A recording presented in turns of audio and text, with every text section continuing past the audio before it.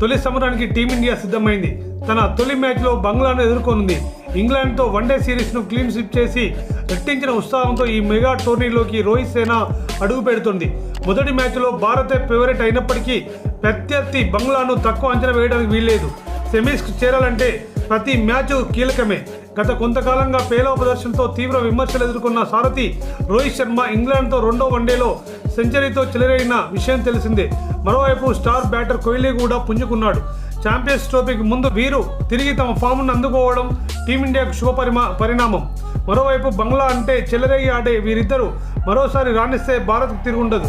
గత 2017 champions trophy సీజన్లో బంగ్లాపై రోహిత్ కోహ్లీల ప్రదర్శనను ఎవరూ మర్చిపోలేరు. ఆ మ్యాచ్లో రోహిత్ 123 పరుగులతో చెలరేగగా కోహ్లీ 96 పరుగులు చేశాడు. దీంతో 9 వికెట్ల తేడాతో భారత్ ఘన విజయం సాధించింది. మరోసారి వీరిద్దరు బంగ్లాపై అలాంటి ప్రదర్శన చేయాలని అభిమానులు కోరుకుంటున్నారు. వీరితో పాటు శుభ్మన్ గిల్ రాణిస్తే భారత్కు భారీ స్కోరు ఖాయమే.